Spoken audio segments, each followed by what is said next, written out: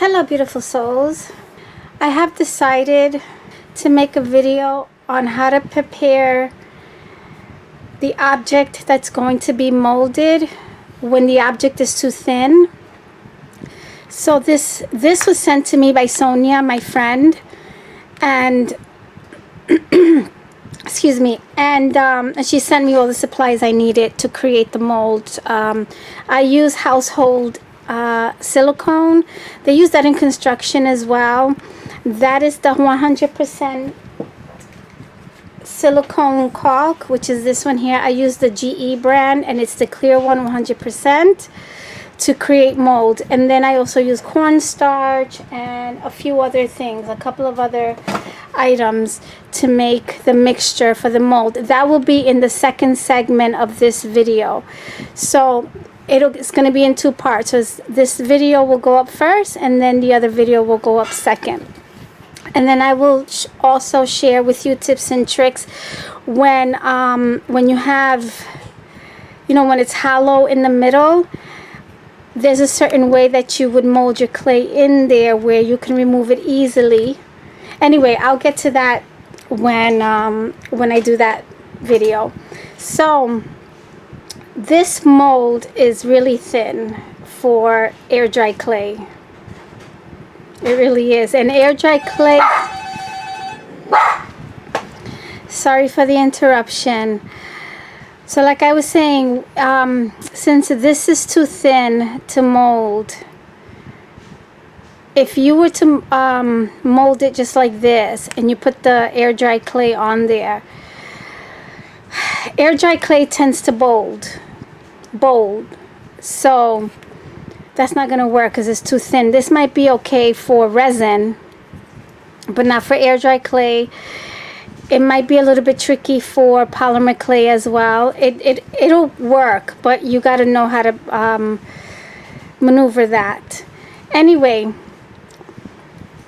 so this is what I do to prepare a thin object that I want to create a mold out of. And so this is, I'm trying to use up all my Sculpey clay because I actually love the Fimo more than Sculpey, because Fimo has elasticity to it, and Sculpey kind of breaks, if it falls or if you force it, it will break. But Fimo is a little bit more forgiving because it has elasticity. So I did add a little bit of Fimo to the Sculpey for the elasticity. So I'm trying to get rid of all my Sculpey clays. Anyway, so here I went ahead and rolled out the clay, and I used this. This is a roller that's used for fondant. What is that other thing that they use in baking, like to cover the cake or to make figurines out of the cake for toppers? Anyway, this is what I use. Okay, and this is by Wilton. So I went ahead and rolled it out, to the thickness that I want. I'm not going to tell you what thickness this is because everybody's probably going to want different thicknesses. So this is roughly the thickness that I actually like for this. Since this already has a little bit of thickness here, I don't want to add too much. So I'm going to go ahead and put some cornstarch here because I would have to remove this to put it in a baking, where I bake my clay in a baking pan, and I want it to remove easily. Okay, so this is cornstarch.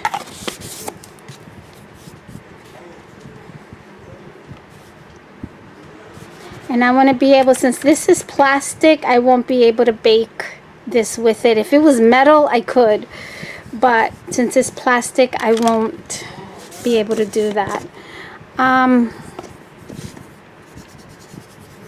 I'm going to add a little bit of cornstarch here because I want to be able to remove this easily.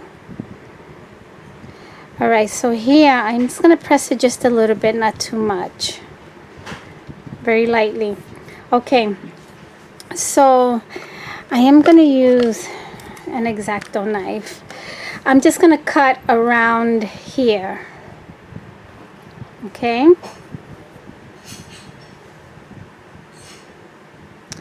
And I'm going to make a mold in its original state.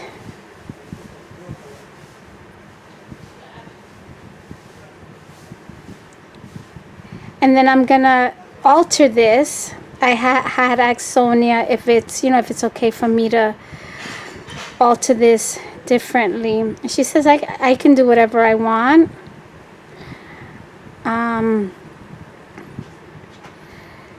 So we're gonna have this. I'm gonna have it in its original shape here, and then I'm actually gonna alter it, and I will do that. I might do it here in this video. I'm not sure yet.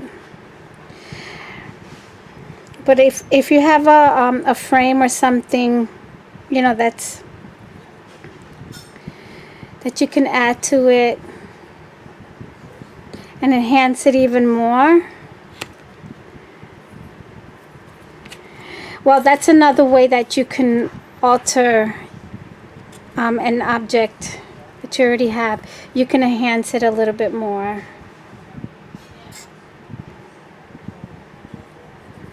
Okay, I'm gonna move this so I can see.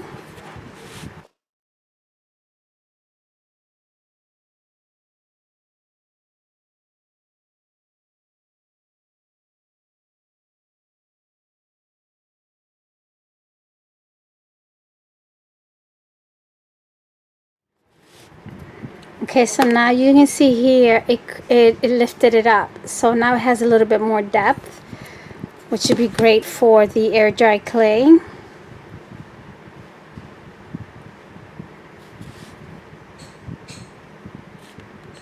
And I will have a video on how to make your own air dry clay, which is a much better alternative than the cold porcelain recipe that's been out for quite some time. Now, if you need to shape this here and there, these are tools that I use for clay. These I bought, I think it was on AliExpress some time ago, so I do not have links for them.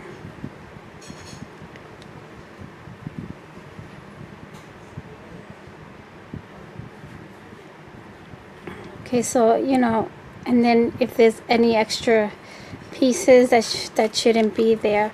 So that's it. Normally, since this is not so deep anyway, I'm not gonna cut a hole here. Normally I would have cut a hole like for other frames, like this or like this. But I'm gonna show you a tip and trick.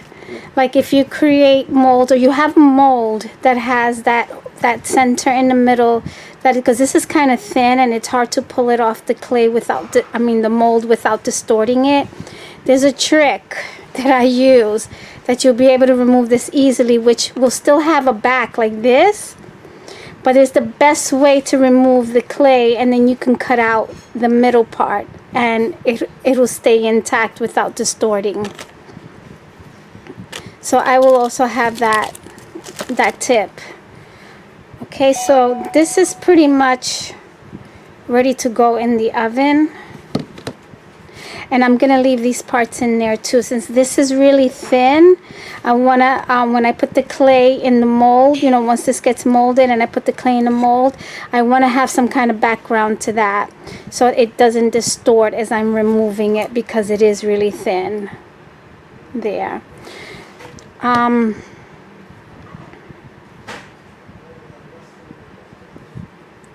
Let's see, it is sticking to this. That's why I wanted to put cornstarch.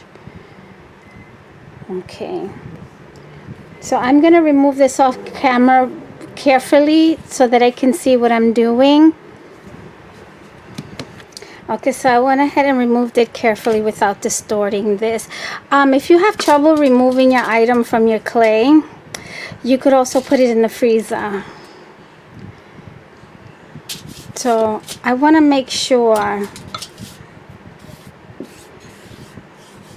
that my clay piece is sticking to this. Actually, I don't want the cornstarch on there because I want it. Sometimes this will mold in the oven too, especially if it's thin.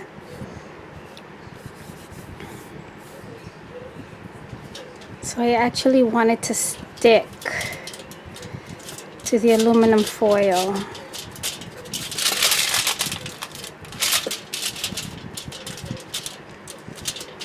And before I actually put it in the oven, I want to make sure nothing got distorted, that everything still aligns. I need to put it close to me so that I can see that everything is still in alignment.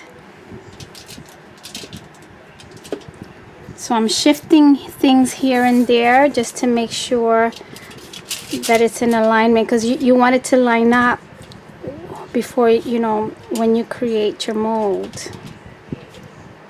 Okay, so I'm going to go ahead and put this in the oven. I'm not pressing it too hard, because then I'm going to flatten it more, and then it's going to spread more, and it's going to make it a little bit bigger.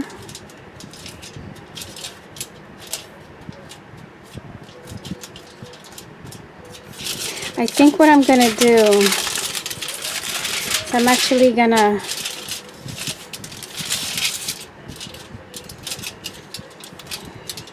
let it, well, if it's a little distorted, I won't know now. That's okay, we can fix that anyway. Because it's really sticky on the underside, and I want it to really stick to that so it doesn't really bolt too much. And I'm putting this here. You don't really have to, but I'm gonna put it there anyway. So I'm gonna go ahead and put this in the oven for about 15 to 20 minutes. I'm gonna set the timer. I'm gonna put 15 because it's not so thick. So I'm gonna put it for 15 minutes in the oven. So this, it's almost finished. So I think this is about to ring. It might ring in the camera, but I wanted to share real quick. This is the tip that I use. This is the technique, not the tip, but this is the technique that I use when I make these pieces here. So I print out my images on the copy paper because I want it thin, and I do a mirror image as well. And then I place the paper on the flattened clay. This one I did a little bit thicker since the paper is a little bit thin, a lot thinner actually.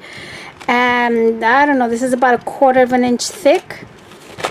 And then I trace around it. I actually trace, cut away from the edge of the paper. So I give it about 1/8 inch bigger. Okay, so there it is. So I take out the clay now, the one that we did for this, right? Anyway, and then I remove the paper to bake it, and then I adhere this down with Mod Podge. And that's how I create these charms here. So that's the same technique that I'm using here to make the mold here. I use a technique to make these charms. Okay, so I wanted to share that. So you're gonna get quite a bit of tricks and tips here today. So I'm gonna go ahead and take out the clay. This is like a throw-in video right now because I wanted to also mention that you can make molds with lace as well. You would have to dilute, well, this is how I do it. I dilute a little bit of white glue with water, and then I dab it. I don't drench it, I just dab it, let it dry, and if I feel that it still needs to be a little bit stiffer, then I'll dab it again. Let it dry, and then once it's, it doesn't have to be like super crispy, like super stiff, just stiff enough. And then I also take clay and I roll it out thin, and of course I shape it. I have the clay there, and then I shape it. I probably will do this about 1/4 of an inch thick, maybe a little bit less than that. And then of course I will put it on the rolled out clay, and then I'll cut around it to the shape of whatever lace applique I have. And then what I will also do, because these have these holes here, I will take my stylus, and I will give the impression of these shapes into the clay, so that when I mold it, it will have those impressions in there. And the same thing with this one as well. So when I add my clay, you can see all the details in there. Isn't that pretty? And this is with lace. So yes, you can mold lace appliques. So that's another tip, another trick that you can do. Okay, so here's the piece, and okay, so there it is. And I did run it under cold water so it can cool off much quicker. I need to dry this off. Remember, I had baked it upside down.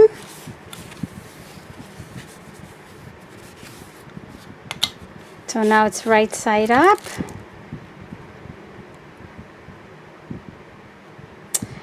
And it's really good. So now I will add double-sided tape, to areas that I can put double-sided tape on. I'll even cut really small strips for here and here. And then I would adhere this to this, and then I will prepare the mixture to mold this in. I'm not going to do it with this one particular because it's a little big, and it's going to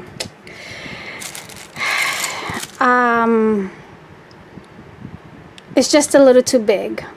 I will do that off camera, but I will use a smaller piece to create a mold so that you can see how I do the mixture and how I press it in, and the technique I use, so that it's so that when you're pressing your clay in that mold, you can remove it easily. When I first started, I used to make that mixture really thick, so it makes it a little difficult for me to pop out the clay piece after I pressed it in the mold. But I learned as I went along, and I've gotten a lot more better now than when I first started. So I'm going to show you a technique that a way to mold your pieces, because the silicone that I'm going to use is not as flexible as the liquid silicone that's used to mold your objects. It's flexible, but not as flexible, and if you do it too thick, you're gonna have a difficult time removing your clay piece out of that mold. And just like the liquid silicone, there are really you can't know how much really to measure, so I wing it every time I make my molds with the silicone caulk. I guesstimate how much I think I'm gonna need, and there very few times do I make too much. Very few. This one is going to be a little bit difficult for me because this is the biggest piece that I've ever molded. Okay, so I'm going to show you on a smaller scale and how to create your mold, how to make the mold using household items. So I'm gonna do that in a different separate video. Yeah, I'm gonna end up doing it that way this one is not way too long, and you don't have to watch it through and through. You know, you can watch one video one day, another video another day, and things like that, so that you don't feel like it's too long and you feel overwhelmed. So I'm gonna definitely use a smaller piece. So I'm just gonna go ahead and do that, and I will link the other videos that I've already created regarding this subject in the description box below. Okay, so with that being said, all is well. Let's share, be fair, be filled with love, and love one another. Take good care, everybody.